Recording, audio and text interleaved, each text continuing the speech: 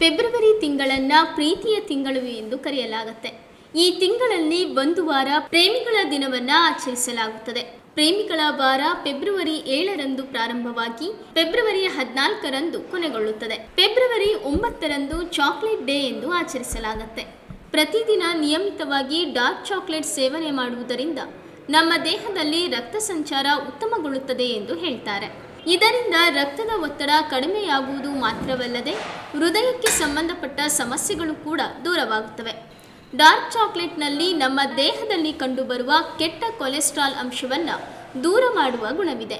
ಹೀಗಾಗಿ ಸಂತೋಷದ ಕ್ಷಣವನ್ನು ಆನಂದಿಸಲು ಬಹುತೇಕ ಜನ ಚಾಕ್ಲೇಟ್ ತಿಂತಾರೆ. ಚಾಕ್ಲೇಟ್ ತಿನ್ನಲು ವಯಸ್ಸಿನ ಮಿತಿ ಇಲ್ಲ. ವಿಶೇಷವಾಗಿ ಮಹಿಳೆಯರು ಮತ್ತು ಹುಡುಗಿಯರ ನೆಚ್ಚಿನ ಸಿಹಿ ಇದಾಗಿದೆ. ಚಾಕ್ಲೇಟ್ ಎಂದರೆ ಸಿಹಿ, ಚಾಕ್ಲೇಟ್ ಎಂದರೆ ಮಾಧುರ್ಯ. ಪ್ರತಿಯೊಂದು ಸಂಬಂಧವು ಪ್ರೀತಿಯ ಮಾಧುರ್ಯವನ್ನ ಹುಡುಕುತ್ತೆ. ಗೆಳೆಯ ಗೆಳತಿ, ಗಂಡ ಹೆಂಡತಿ ಅಥವಾ ಸ್ನೇಹ ಸಂಬಂಧವೇ ಆಗಿರಲಿ, ಅಲ್ಲೊಂದು ಮಾಧುರ್ಯವಿರುತ್ತದೆ. ಹೀಗಾಗಿ ಜನರು ಚಾಕ್ಲೇಟ್ ಡೇ ಆಚರಿಸುತ್ತಾರೆ. ಚಾಕ್ಲೇಟ್ ತಿನ್ನುವುದರಿಂದ ಪ್ರೇಮ ಜೀವನ ಉತ್ತಮಗೊಳ್ಳುತ್ತದೆಯಂತೆ. ಪ್ರೇಮಿಗಳ ವಾರದ 3ನೇ ದಿನದಂದು ಚಾಕ್ಲೇಟ್ ದಿನವನ್ನ ಆಚರಿಸಲು ಹಲವು ಕಾರಣಗಳನ್ನು ನೀಡಲಾಗಿದ್ದರೂ ಚಾಕ್ಲೇಟ್ ದೇಹಕ್ಕೆ ಶಕ್ತಿಯನ್ನು ಒದಗಿಸುವ ಥಿಯೋಬ್ರೋಮಿನ್ ಮತ್ತು ಕೆಫಿನ್ ಅನ್ನು ಹೊಂದಿರುತ್ತದೆ. ಚಾಕ್ಲೇಟ್ ತಿನ್ನುವುದರಿಂದ ಮೆದುಳಿನಲ್ಲಿ ಎಂಡಾರ್ಫಿನ್ ಬಿಡುಗಡೆಗೊಳ್ಳುತ್ತದೆ.